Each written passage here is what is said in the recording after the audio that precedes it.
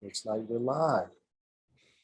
All right, what's going on, everybody? Welcome, welcome. It's definitely my honor for Black History Month to be together with some brothers and sisters that are out here leading, making moves in the cannabis industry. First, let me introduce myself. My name is Tahir Johnson. I'm the Director of Social Equity and Inclusion at the U.S. Cannabis Council and Marijuana Policy Project. I see we even have fam in the audience. I'll pass it off next. Ladies first to introduce themselves. May I have Timeka introduce yourself, talk about why you got into the cannabis industry. Hey, hi everyone. My name is Timeka Drew. I am the founder and CEO of Vico. I got into the cannabis industry actually as a medical patient. I was suffering from Crohn's disease in college and had done everything the doctors told me to do for several years. And the only thing that ended up helping me eventually was cannabis. And when I moved out to California, I was able to be the recipient of legal medical cannabis in the state very back in the day. So I am a legacy operator, and I'm very happy to share the stage here with all of you today. Yes, thank you so much. And we're looking forward to learning and hearing more about your journey. Next, live from Massachusetts, my brother Ulysses. How you doing, man? Introduce yourself and talk about, tell us about yourself and what you're doing and how you got in the industry. Absolutely. What's up, bro? Happy to be here with you guys. So my name is Ulysses Youngblood. I'm a co-founder and president of Major Bloom. We're vertically integrated through manufacturing, retail, and soon to be commence operation for our delivery license here in Massachusetts. So I am an advocate of vertical integration, not only in cannabis, but in many other industries. And I think that it's important to have that lens of vertical integration for Black-owned equity businesses for sure. It definitely helps reduce the disparities that are in the industry. And, I got into the space by happenstance of just being a kid that loved cannabis. All my older sisters smoke weed, older cousins smoke weed. So as someone who was introduced to cannabis as a teenager and ultimately got in trouble for it in college, that motivated me to really notice the disparities in cannabis. Once I got kicked out of school and arrested and beat up by the police, it really motivated me to stay the course of being an entrepreneur and representing the underrepresented. So that's just a bit of my story. And thank you guys again for having me. Absolutely, man. And we're looking forward to hearing and learning more about all the moves you're making and what you're doing. And last but certainly not least, my brother Ernest, tell the people about who you are and what you're doing in the industry and why you're here. All right. Hey, what's up, everybody? My name is Ernest Toney. I'm the founder of an organization called BIPOC. And what we try to do is find ways to make the industry more accessible and profitable for BIPOC entrepreneurs, business owners, and professionals. I got into the industry about 4 years ago. Got my start over at MJ Biz when I was doing some work behind the scenes on marketing and event management, and just learned a lot about like the growing industries, and made a pivot once I realized there just was not a lot of people of color in positions of business ownership and leadership. So I wanted to try to find ways to use my strengths and skill sets to create some opportunity. I'd probably say I was interested in cannabis well before then. I moved out to Colorado a year before the state legalized for adult use. And prior to that, I just had my own experiences and just understood that there was a stigma that was based off of a lot of really outdated and false narrative that has impacted people of color. So, I'm doing what I'm doing now to try to break down some of those barriers and give people some opportunity. Absolutely. And, and I know that's very great work that you're doing out there, man. And that leads me to my first question that I would ask. And this is a question for everybody, right? So certainly the work that you're doing, Ernest, on the policy and advocacy side, and Ulysses and Timeka, I know this is a living value in your companies and the work that you do. But how is it that as a social equity license holder, what do you see as the opportunity? How do you help create opportunities, for other folks in the Black community? And what are some other ways that, that others can collaborate and help you in that mission? I could start if you guys. Oh, Tamika, you want to go? I can always start running my mouth. I can always be the first one to go if you like. Ladies I first. really do think that the most important thing and I am a social equity license holder myself. I have a manufacturing license that I'm a partner on, and I'll be operationalizing my retail storefront here in LA within the next few months.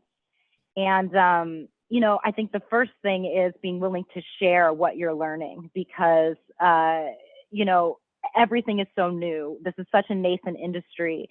And as underrepresented entrepreneurs, we don't really have the ability to learn from our mistakes in that same way that folks who have a trust fund or that have major amounts of funding or that have a different type of backing or assumption that they can even succeed might have. Oftentimes we are operating with a lot less money, a lot less capital, considering there are less people wanting to put money into our businesses. So knowing that when we get an infusion of capital and knowing exactly how to spend that, knowing how to prepare for licensure, and just being able to share your experiences and information for people trying to learn more, because the information isn't as readily available as you might think if you're just trying to search for it and trying to find out how to obtain these licenses. How difficult is it? What am I going to need to learn? So that first step is sharing that information with community, and not in a transactional way, not in a way that it's, if I give you this, then you give me that. It's more of we are a part of a larger community and we understand our needs. And if we can all kind of put the tools together on a table so that we can all utilize them, that's going to be the way that we can win together.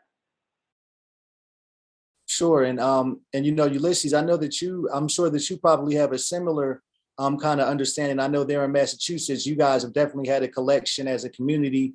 And one of the things that Timeka said is sharing resources. I know you guys are doing that there at the block, just always educating each other the same way we are on this webinar. What would you add to that? No, absolutely. I commend Tamika for mentioning that because it is information, man. And even if it's not the block, even if it's not formal meetings, I find myself just posting on social media and people just hit me up in the DMs. Like I know Tahir, you follow me on IG. I'm at least a couple times a week. Someone's like, yo, I picked up this information by you posting that story or, writing something on LinkedIn or, making a post, wherever it may be. So I always appreciate and make myself accessible for people to hit me up in any market, whether it be, West Coast, whether it be in Connecticut, where I'm from, whether it be here in Massachusetts with anyone that's through the equity program. And furthermore, that kind of extended to my team. I have a director of business development who is hotter than me right now. People hit her up with information because she's been with us for 2 years now. So she's been a real leader in the space because she's our metric expert. She's our Leaf Logic expert. So, I hold that near and dear, that sharing information and not hoarding information is a way to, decrease the disparities when it comes to equity, when it comes to people of color in the industry. And honestly, it's just the power of the technology. You know what I mean? Social media is free, picking up a phone call for someone, and, it doesn't cost anything but time. So yeah, I agree with you, Timeka, 100%. And Ernest, I know that, sharing information and community has been a key part of what you've done, not only, in the media days at MJ Biz, but also now what you do with BIPOC Can, and certainly education and building those and helping to build opportunities and even new place for this legalization. What do you think is one of the key things that you've learned to help open doors and create pathways for Black and brown entrepreneurs in cannabis? Oh yeah, absolutely. And what Ulysses and Timeka said, I have to, agree. It's that information. I think that this industry, there are so many different ways to participate in it. So like if you're just trying to get a start, it can be overwhelming because you don't know where to go, or which media should I read, who should I follow, what's being true, what's being presented that's accurate. So I think the more that we can do to provide, information and education to help someone's journey is important. I know I wouldn't have gotten to some of the places that I've had in my career without, some mentors and people who were looking out to sort of cultivate, that growth. So, I think one of the ways that you can help is really by giving back. So, I feel like every time I've been able to try to provide some type of, insight and it's not only create opportunities to help, people, but it also comes back to you. So, some of the stuff that, we might focus on is literally like using the power of storytelling to share, to provide education. So we have some programs within our, organization where we literally highlight the stories of our members because they have the lived experiences of whether it is, trying to go through accessing like a license, or even if they're trying to participate, on the ancillary side and providing a service. So getting them the platforms to be seen and heard and to educate, I think is a huge way to provide, information and knowledge share. Absolutely. And with everything that we're talking about, of course, I know that we talked a little bit about the challenges that, that minority entrepreneurs may face when entering the industry. But Timeka, of course, as a Black woman in cannabis, I know that there are even more challenges as a woman in cannabis. Could you talk a little bit about what it's been like navigating the space as a Black woman in cannabis, and how can how can the men be supportive of that movement and help to open spaces and make this an industry that is equitable and inclusive for women as well?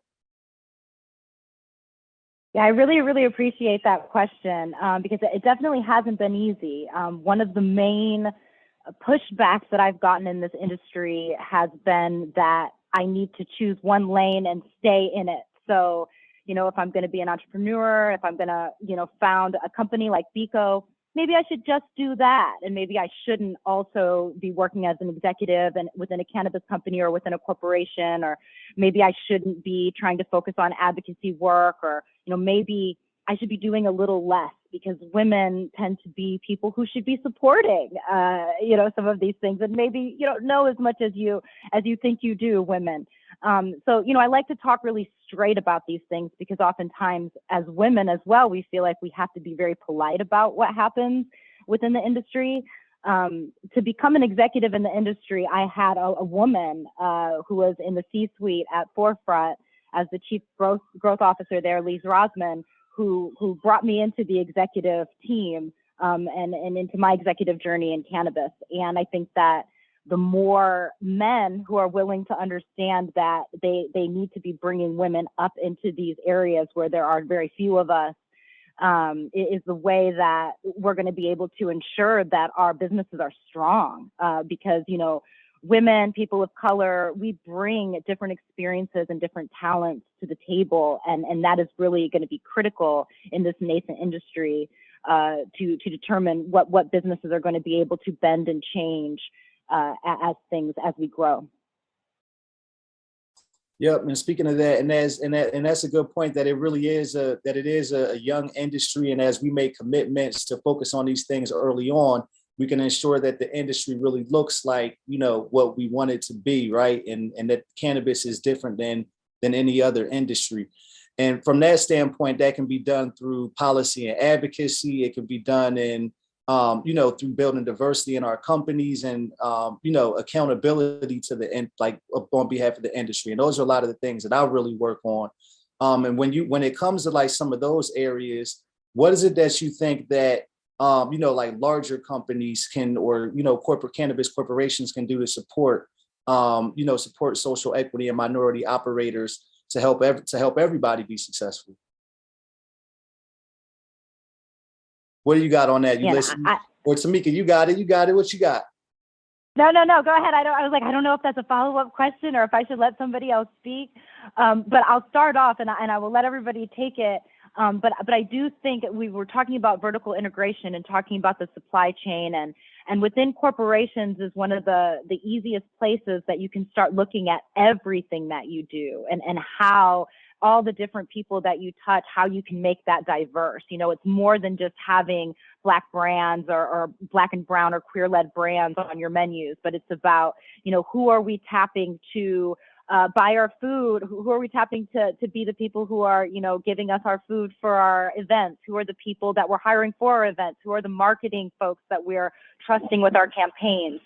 These are all places that we need to be diversifying within the industry.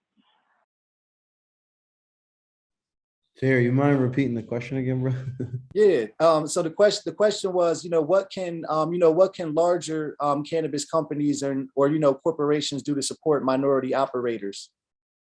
Yeah, yeah. Man, I had this question a few weeks ago, kind of like how do you balance between like large MSOs, billion-dollar corporations, and like just being a small startup, let alone black-owned startup. And I told him that like, basically these groups, they lend their hand they tip their hat when you become operational. I'd be remiss if I didn't mention that we've gotten help, whether it be extended terms from some of these big MSOs, whether it be favorable pricing when we work with them on bulk material, raw material, when we work with them on prepackaged goods. But it took us to get our own license and stand up on our own feet before they can lend their hand. So I can speak from it from a business perspective and say that, to had stocked my shelves here with a bunch of weed that was basically on terms, that's what we need. I didn't have to come out of pocket almost $500,000 to open up our doors. You know what I mean? I basically had relationships with some of the MSOs and even some of the smaller guys that weren't strapped for capital to be like, all right, listen, you got to the point where you got a license, you build out, you raised $1 million to get your build out done, you've acquired multiple licenses. So here, you know what I mean? I'm gonna work with you on this to get your doors open. But I think beyond that, it's strategic relationships. We got a couple deals on the table where we have strategic relationships in terms of product branding. We do a lot of co-branding with whether it be small mom and pops or whether it be MSOs, just to kind of have a different reach. And it is unique here because we're in a low income, minority neighborhood where it's not like your mainstream, Newburyport location here in Massachusetts. So I think it comes down to being creative. I know it's going to be case by case, but I will say the big MSOs, they'll tip their hat once you basically bootstrap and get on your feet yourself. And that's when I really start to see them come out and try to work with us, as opposed to I never really heard from them that much going through licensing. So, but they want to be on our store because we're the cool dispensary to be at. So I hope that answers your question. Yeah, it does. And Ernest, what would you add to that, as someone who's had experience, helping companies trying to increase diversity and focus on efforts around social equity? Yeah, exactly. Like good points. Again, Timeka and Ulysses. I will say, I made a comment earlier about how, when a lot of minorities are trying to get into the industry, it can be overwhelming. You might not exactly know where to go. So a benefit of being able to have people that can provide resources who already have that information to make it accessible, how that can actually have a positive impact. I think the exact same thing works, if larger companies, MSOs, were to operate the exact same way, right? Because if you're trying to reach out to diverse audiences, but you don't have the relationship, then that's when it becomes really important to build partnerships, right? So if you know that there's an issue, and there is an issue with lack of minority representation in this industry, and company says that they want to try to solve that problem, there's a lot of ways you can do that. So big companies trying to maybe they, of course, they're focusing on making sure they're going to be profitable, but they also want to achieve some of these diversity and equity goals. Then there's a lot of different pathways for that. You can work with groups to who've already built relationships to connect you to diverse vendors, contractors, partners. You can work with groups that can provide you with qualified, with diverse professional staff. I think there's a lot that the companies can do to have an impact locally. And, there is real value in being able to support organizations that have the community relationships, the authenticity, and the connections, because those organizations can help bring the community and bridge some of those gaps. Not every aspect of, business needs to be, on the professional operation needs to be vertically integrated too. Like you can work with, diverse vendors and contractors to create opportunities for them to, to have a piece of that pie. Absolutely. And one of the questions that I would ask is, as you look at opportunities for, I see that there's some folks in the audience that actually it looks like that actually want to be able to start, start cannabis brands. And something that you all touched on is that, early on, there is no help, right? Like Ulysses, you said nobody was knocking at your door until you got that license. Now, all of a sudden, people want to have assistance. But then, for people that really are like starting from the bottom, trying to grind or figure out how to get in this industry, what is the first step, right? Like, I know that there are people in states where licenses are coming out. Where do you recommend people start? Faith. Faith, big faith. Double down on yourself, man. I mean, I depleted my savings, maxed out my credit cards. I was our first investor. And then, me doubling down on myself, I was able to bring on other partners that believe in the project and then bring on investors that believe in the project. So as I hear you talk to here, I'm just like, the first word that my gut was just faith, bro. You know what I'm saying? Like, you got to believe. So in order for you to believe, though, you got to stick with almost what you know. I think in cannabis, there's a lot of transitional skills that work. My corporate experience was in sales and management. So I was very comfortable with selling a story to investors. I managed teams before, so I was really comfortable with piecing together a team, to get this done and to operate. I'm an operator. I grew up working since I was 14 in a family business, what I mean? And then went on to get corporate sales experience. So, for me, it's just, taking those skill sets and that experience and then transition it over to cannabis and then deeply believing and having the confidence in seeing the project through. I think what I see a lot from entrepreneurs is they think they got to go out there and raise money from day one. But, if you got scrappy savings, you've got credit cards, and I'm not a financial advisor, I'm not giving anyone a recommendation. But I think it's important to speak from experience. You got to put your skin in the game, and that means putting up your own money. Yeah, no, like you said, you had to really do it yourself, right? So that's whatever you had, whatever resources you had, right? And so Timeka, what was it like for you? What advice would you give for folks that need to, that don't have resources, that need to try to start out on their own? Well, I definitely want to agree with everything that Ulysses said. This is my first year with Vico, and we really felt passionately about needing to stand it up and prove the concept out and show people, look, I could take my own money, build this into this before we even started to raise. And I feel like that's really the smart way to do it. But I think that step one, wherever you are, if you want to be a part of the cannabis industry and the community, and I'm a community organizer at heart, so that's what I always kind of start and think about things in terms of, and getting really involved on the local level with your government, whatever municipality in your state is passing your cannabis regulations or having conversations about cannabis.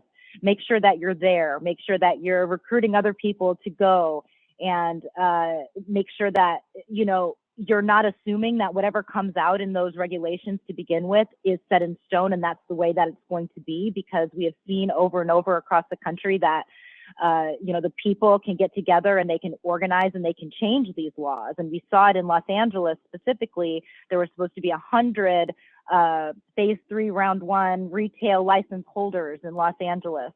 And the community stood up and they said, look, not enough of these licenses went to people of color. There aren't enough licenses anyway for the rest of the operators who have been waiting with their manufacturing and their distribution businesses to be able to, flood into the retail space. And so organizers were able to get those laws changed, and we got an extra 100 licenses, which is how I was able to get a retail license. So without that push on the ground, I would have never been able to be eligible. So I think that we have to keep the faith as well in our community and our ability to get things done and to change things, even when they aren't quite right to begin with. Because what's happening with the legislations is revolutionary, but the actual revolutionary human beings need to be the ones driving that and really showing what that can be and what we need. We definitely need more support around those regulations. And so I think one of those first steps is really getting in there, telling especially our stories, kind of these early adopter stories of how difficult it has been, what we didn't have, how it would have been a little bit easier if we wouldn't have needed to get property, or if we wouldn't have needed to have, certain things that end up being a bar to getting licenses for so many entrepreneurs starting out. Sure. And then a follow-up question for you, Timeka, and then I love the other panelists to answer. Actually, we got from our chat, somebody asked about New York. So from your experience, like you said, there in California, right? Social equity is a concept that's been around, started there in California. And now New York has made big promises of, what they want to get out of the social equity program. What do you think the people there on the ground that are aspiring to take advantage of social equity, what can they do to ensure that this really, comes out and things work out in their favor? I love that question. And I love all the work that people on the ground are doing in New York, because that's a really exciting state, obviously. And we have a lot of really powerful activists who have been pushing the envelope of what's possible there. And I think that we really need to be pushing for grants, not loans, when it comes to these programs and these different municipalities. I think we need to be pushing for real estate support. And the ability to really have paths for social equity entrepreneurs to kind of have some of those first choice when it comes to being able to choose zoned property and have the ability to understand where those are located and how we can obtain those. And even having some of these cities and states having programs where they're coming in and kind of being someone who can help vouch for social equity operators to say, hey, they're going to get a license and we're in support of this. So, making it a little bit easier for us to be able to ask for money and to make partnerships that are going to make sense early on. And Ernest, what would you say on that? Yeah, about like the New York situation, or what was the first question? What can people do? What can people on the ground in New York do to make sure that there's a positive outcome, for social equity operators that want to pursue the industry? Yeah, I mean, it's a complex issue, right? And I think that you're going to have a lot of short-term moving pieces and some longer-term pieces, right? So first off, yes, definitely keep up the faith and realize that, if you want to having success in this industry as an individual business owner is already hard enough in like a semi-regulated, climate. But when you're trying to make, systemic changes that are going to provide people that have traditionally not had like socioeconomic power, that's not going to happen overnight. So I'm happy that, whenever there's policy that's being initiated to focus on making the landscape more equitable, like those are steps in the right direction, right? But let's say we get to a point where those policies get implemented.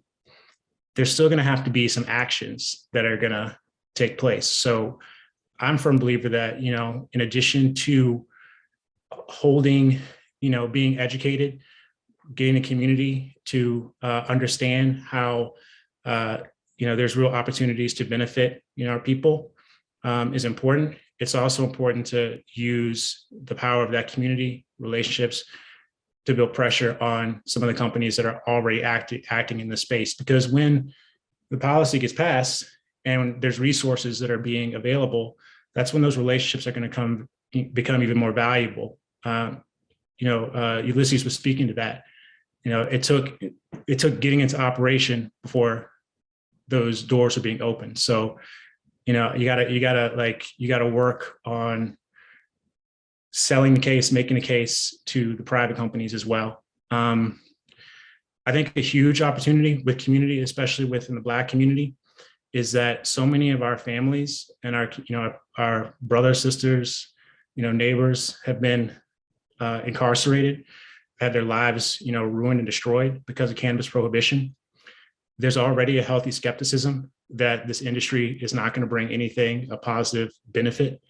There's also a healthy skepticism for some folks that feel like, all right, well, this industry that's already approaching $30 billion is not going to have any pathway for people that look like me to get in.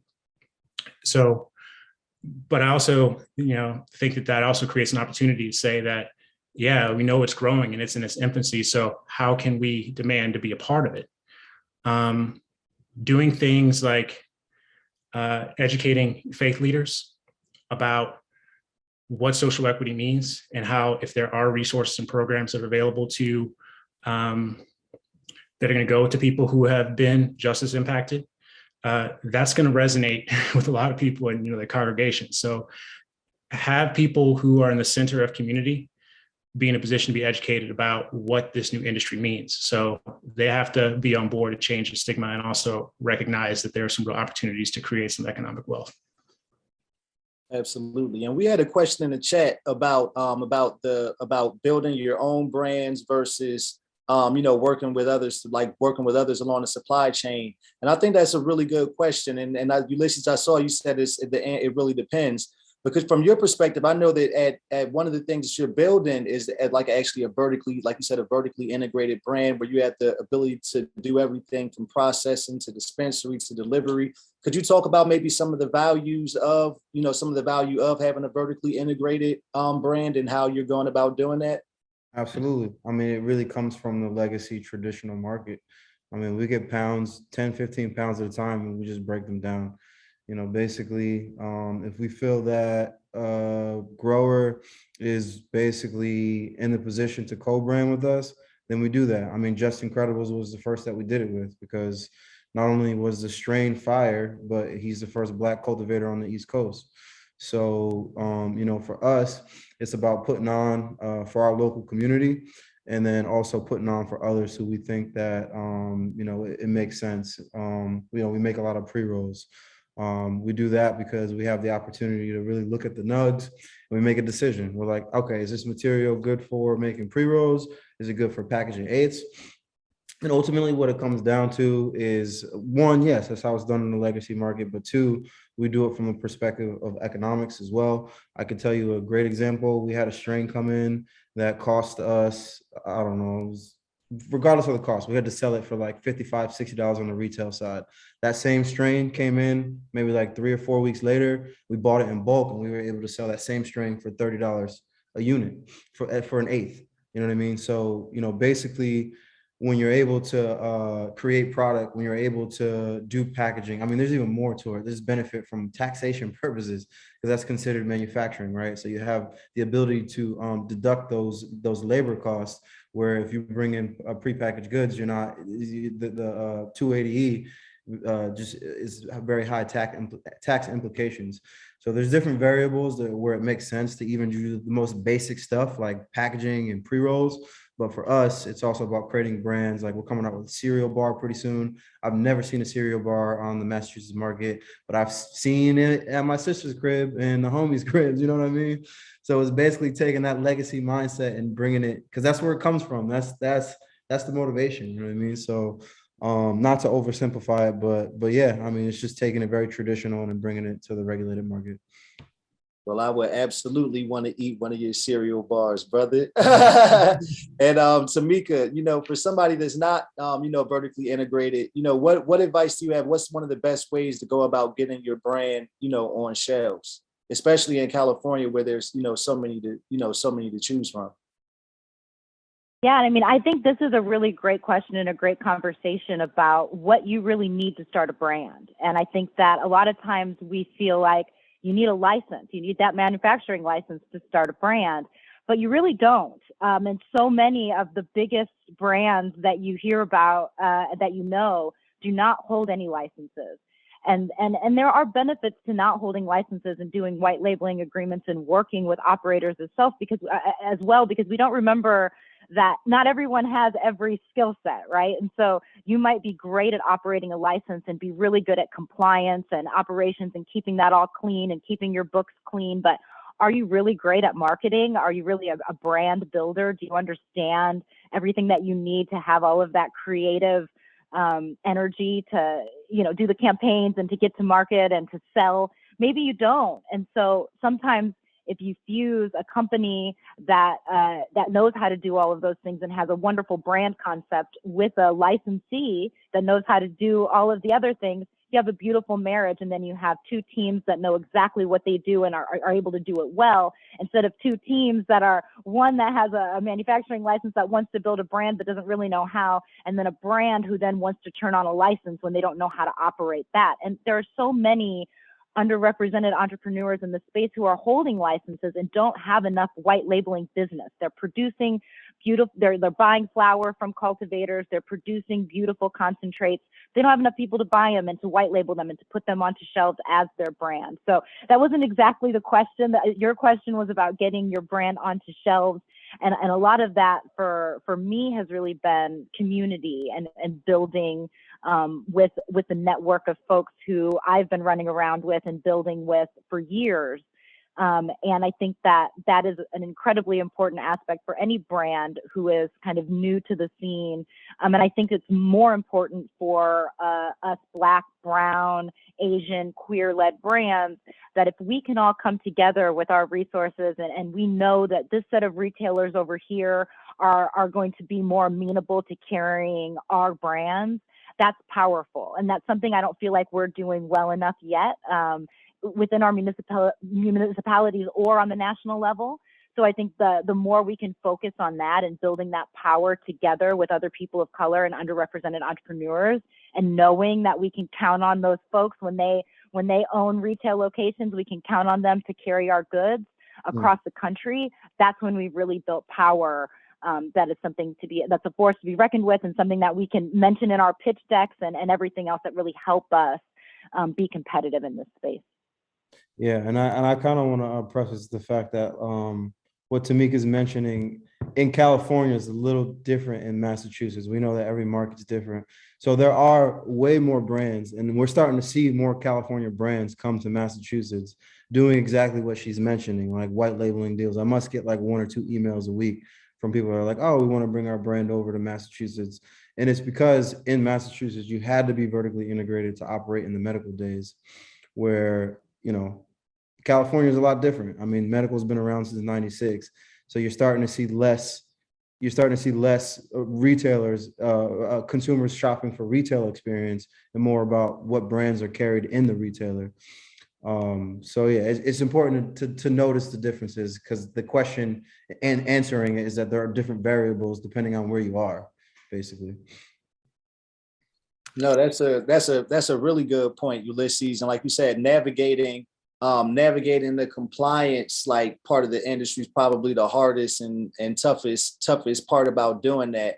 Especially as what do you see as the biggest challenges, compliance and navigating those types of things, and how do you overcome that as a social equity operator?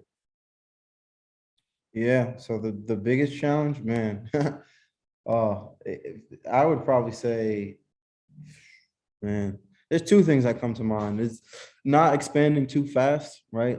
There's probably dealing with people, making sure people on the team get what they want. I think, choosing a lane. You can't satisfy all customers, all marijuana smokers, all people that love cannabis. So you really have to choose a niche and stay true to that. But I think on the side of being a brand and producing product, there's strenuous labeling requirements here in Massachusetts, and we found ourselves having some issues, but ultimately being able to fix those issues. We have a really nice printer. We print our own labels here, and it's been a challenge keeping up with it, but we've been doing a good job. So I think any issues, there's going to be solutions for it. But I think, some of the biggest things is just being able to be nimble and, roll with those challenges and be able to, make the changes and make the solutions that need to be done. Absolutely. And, one of the questions that we have here in the chat, I'm going to flip it a little differently. They asked if anybody has anybody that you recommend that's investing in social equity brands. But one of the ways I want to change that question is, what is it that for somebody who has a social equity brand that wants to be ready for investment and take on capital, what do you think are the steps for that? How do you what do businesses need to do to prepare? And how do you stand out to make yourself ready for investments? Either Timeka or Ulysses, do you have any answer to that? I can kick this off. I think the first step is you want to make sure you're protecting your assets and your IP. So you want to make sure that right in the beginning, you're putting stuff out there, you're doing your thing. But once this is my brand, this is the name, this is what I'm establishing. Make sure that you're getting that trademarked, make sure that you're, setting up your businesses in the way that you're going to be able to actually take in money. And I know it sounds silly, but it's easy to hit the ground running and start operating your business. And then you're not really thinking about the structure of it. What is this going to look like? Who's going to be owning what? Are all of my licenses going to be, owned by this company? How are all these things going to work? And depending on what you have set up, obviously, Ulysses is going to have different things. He's got many licenses. He's got probably several brands, lots of different things going on. And maybe he wants to break it up so that investors can pick and choose what they invest in. Maybe they only want to invest in the cultivation and not the manufacturing, or maybe they only want to invest in retail. So you want to just think about and I think, the panelists have been talking a lot about the creative ways and being nimble and staying really flexible and creative. And I think you have to approach fundraising in that same way of kind of thinking about all the different creative ways people might want to work with you and kind of figuring out ways to enable that without it being like, no, this is what I'm asking for. And if you can't give me this, I can't work with you. You want to find a lot of ways that people can support you. And that's not always going to look like capital either right in the beginning. I think some of the most impactful partnerships when you're first raising is if you can figure out a way, I think to Ulysses' point, originally, to have people fronting you your flower and your product, or have these relationships where you're not having to raise money, but you can still get things going because you're already in market and you're operational. That's going to be able to help you be in a better position when it is time to raise money and bring that money in. So it's really thinking about positioning yourself in the most strong ways. For Bico personally, I've been really thinking about our future and kind of what we're going to be looking like. Our first year was our launch year. We're showing who we are, what we're about, how our products are, making sure we're building our reputation. And then the second year is really about kind of building collaborations and partnerships and solidifying our network and what our future is going to look like and how we're going to be able to grasp that. And it's obviously, we couldn't do it by ourselves. We can only do it with partners and collaborators who have been able to see in this last year who we are and what we're working for, and then they're inspired to work with us. And I think for our businesses, we have to be incredibly thoughtful about how we create those relationships, because we can't forget, like, we're talking about systemic racism, we're talking about sexism, and we're talking about a lack of power and oppression. And oftentimes we don't want to talk about those things. Of course, when we're raising money, we don't want to talk about those things when we're trying to put ourselves out there as entrepreneurs. But these are the real barriers to our success. And, being able to work together with people who understand that and are able to strengthen our businesses in all the various ways end up being as important as that fiscal support. And what would you add to that, Ulysses? How do you get the money? How I get the money, man. Yeah, that's I like what Timeka had said. It just reminded me of the thing my CFO and I, like, creative capital raising, because that's exactly what happened here. Is you had to get creative, very creative. And I think I guess to more directly answer the question for raising money on social equity, Timeka was talking about trademarking, and all that stuff's more like federal thinking, like protecting yourself in the future. 100%. I think the other side of it too is like local. So how did I raise the money? Being very locally involved in my community. I told you guys originally I went to college in the city of Worcester, where the business is. I got kicked out of school here. I got beat up by the police here. And a couple of years later, I ended up buying my house here in Worcester. So first and foremost, I'm a resident of the city. And I think that's how I approached the city, was that, like, do you want your profits from your cannabis businesses being extracted and going back to Colorado or California or Canada, or do you want it to stay here? You know what I mean? I have kids that live in this city. So that was one of the things that helped raise the funds, is just being very active in the community, because the first check outside of our partners and outside of my own pocket was a local investor. And then after that, it was a kid that I played college football with, who was very familiar with the city, because we played football in the city together. So, you know, by basically fate and just hard work and perseverance, you know, I think, you know, the bigger chunk of what we brought in, you know, over $1 million to get this place built out was for someone who saw the vision of a entrepreneur, not only an entrepreneur, but someone who was socially conscious.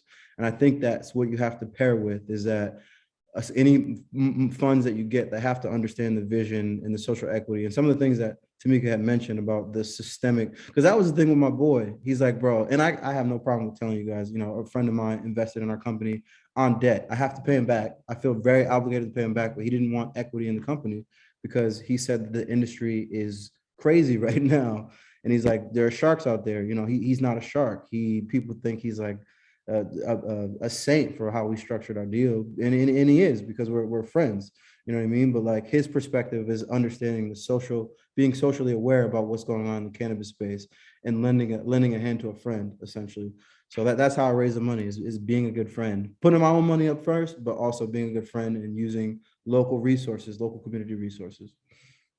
Yeah, that was great. Like you said, it came from your community. You're a member of the community, and working out there did it. Yeah.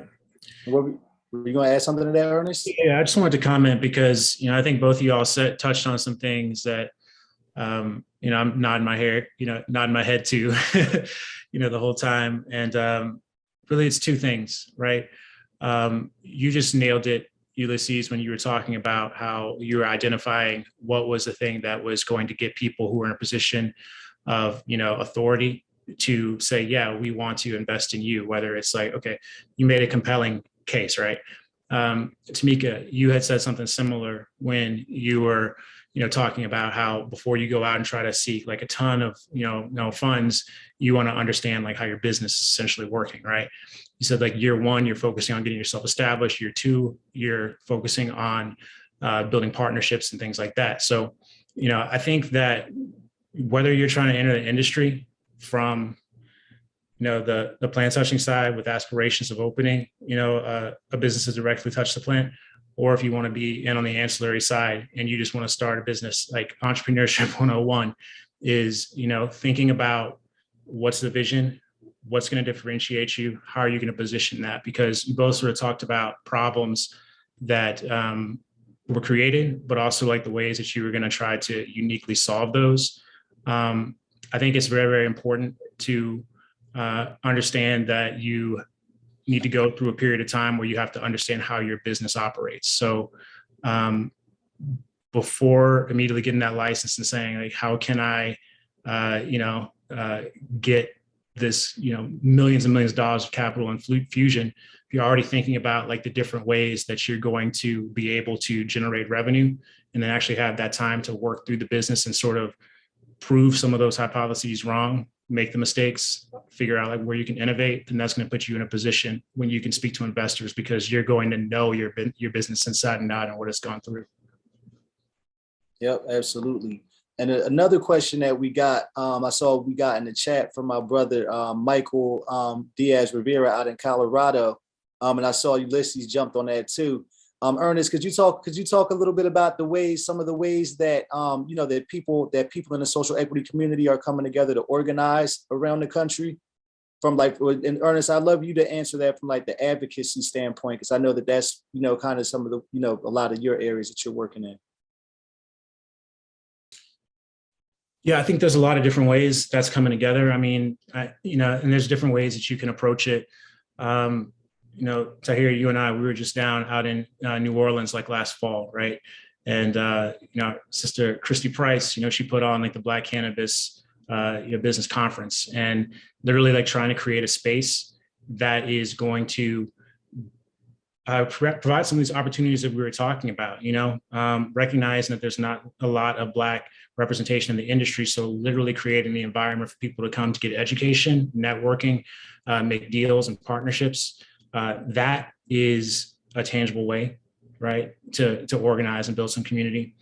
Just a couple of days ago, the Minority Cannabis Business Association introduced their national equity report and toolkit, which was just awesome because it gives all this information that gives you an idea of the current landscape, what some of the shortcomings have been with social equity programs. And now you can take that as like a tool and a resource to figure out like how you can work with folks like within your state or your local or your locality to address some of those issues.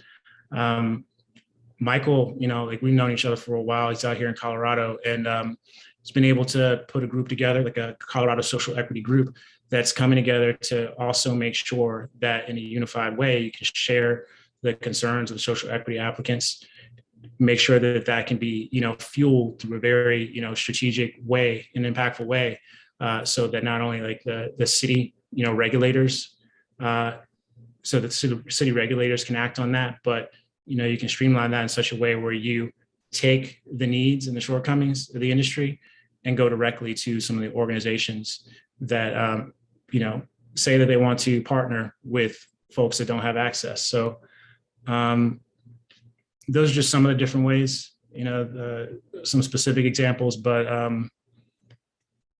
yeah. And we also out here in Colorado, there's a RFP process that's about to get introduced to, that's literally trying to provide funds for technical assistance to support social equity operators. So I think there's opportunities from the state level, as well as like when the private level to create opportunity for people to connect.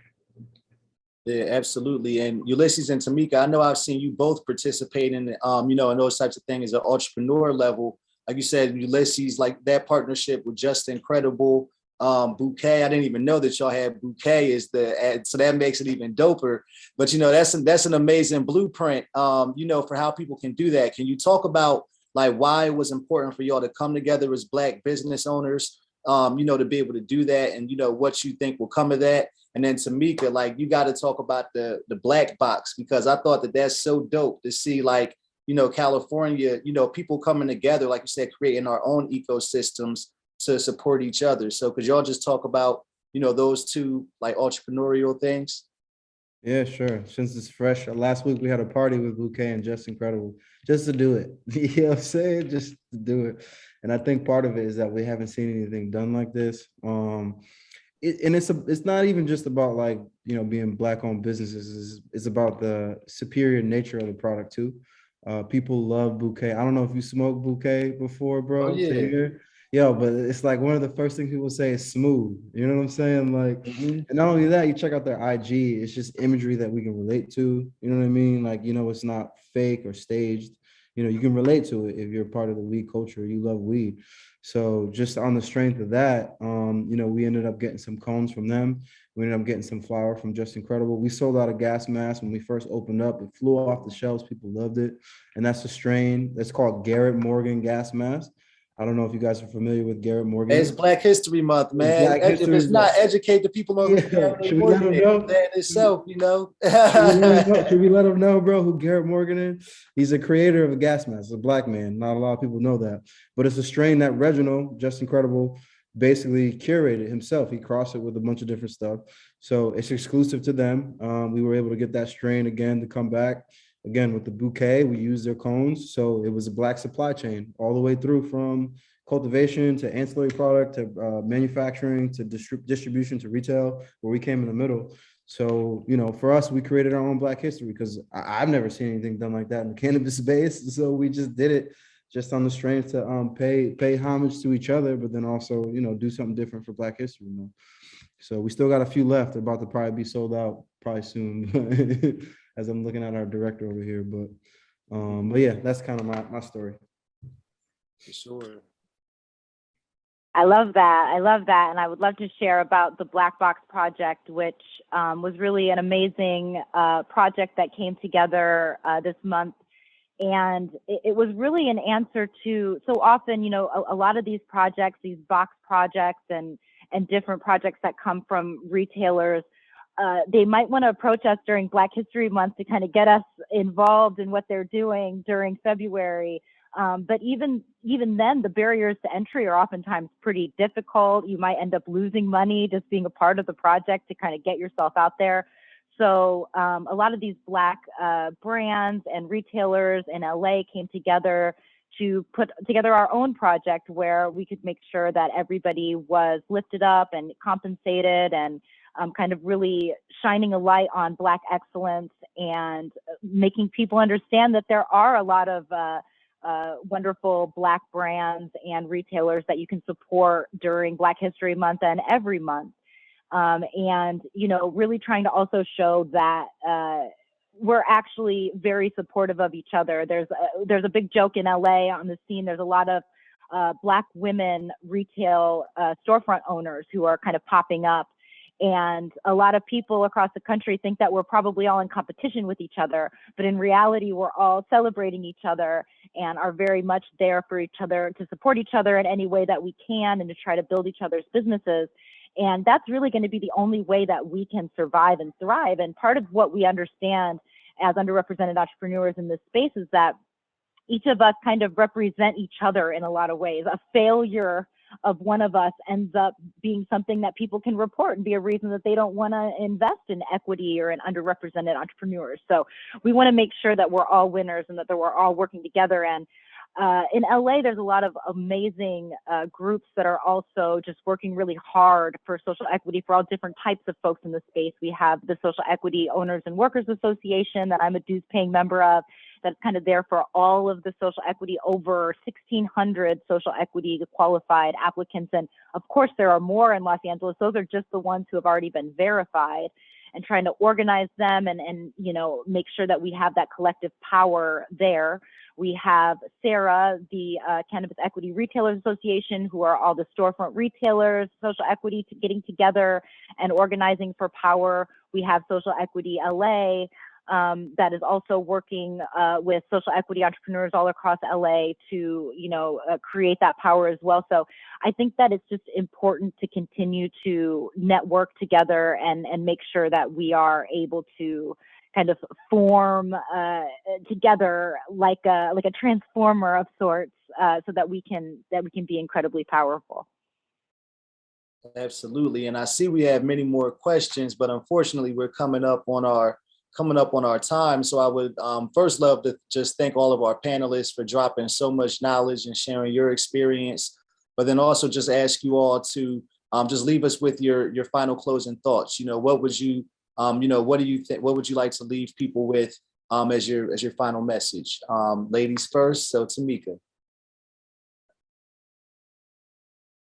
I really appreciate the time here with everyone. I think my closing message is, as the Black cannabis community, I think that we need to focus, especially this year, on making sure that we're building with other communities of color and underrepresented communities in the space, because I think that if we can all get together and really form a powerful coalition that is less about just talking, but more about also kind of figuring out what we can really do to empower each other's businesses across the country, will be a different kind of a force to be reckoned with, and be having different conversations here in a year or two. So I know everybody on this panel has been working and is committed to doing that, and I just really hope that people across the country will be working with each other to achieve that goal. Yes, and Brother Ernest. Yeah, you know, what I'll say is that this industry is approaching, it's on pace to being like a $30 billion industry within the next year or two. And it's in its infancy, right? This industry's not going anywhere. And just recognize that, investing in yourself, so that you can get educated about the different aspects of the industry, where to participate, how you can take your skill sets that you already have and play a role in that, is going to be huge. Because while we know that financial capital is something that our communities have not had access to, there's other forms of capital that can also that you do have access to, and that's that social capital. Who you build relationships with, what you're learning, where you show up when you want to invest. So follow organizations that are creating opportunities to build community, because I think if you put that investment in yourself right now, then you never know, like in a year, 2, 3, you might be better positioned to lead a business and also share what you've learned to uplift, others. Thank you, Ernest. And Ulysses, close us out, brother, with your final thoughts. Yes, sir. Yes, sir. So yeah, I mean, thank you guys for having us. And I'm with Ernest. I was gonna say, believing in yourself, because once you get past your own self-doubt, then you can be on to motivate other people. I think it's very important to have the right team around you for sure. But in order to get past that self-doubt and having the confidence in yourself, it's really just believing in the vision. It's really being in a place where you can be true, live your truth. I think that's one thing, at least for me with cannabis, it's never been a lie. It's never been a hot commodity. It's really been about, honestly, family, friends, community, and just being able to expand upon that vision. Local neighborhood has been being able to expand upon that vision and be true to that and not doing it just because it's an industry. You know what I mean? So yeah, that's kind of my thing. Absolutely. Nah, those were all good. I'll just echo all of that. Believe in yourself. You know what I'm saying? Each one teach one. We heard so much here about community. We got to lift as we climb, and that community is everyone. So LeafLink, thank you so much for allowing us this platform to share and talk today. And thank you. Shout out to everybody that came through and listened to all of us, man. This was really, I enjoyed speaking with the panelists and all of y'all today as well. So y'all have a good one. Take care.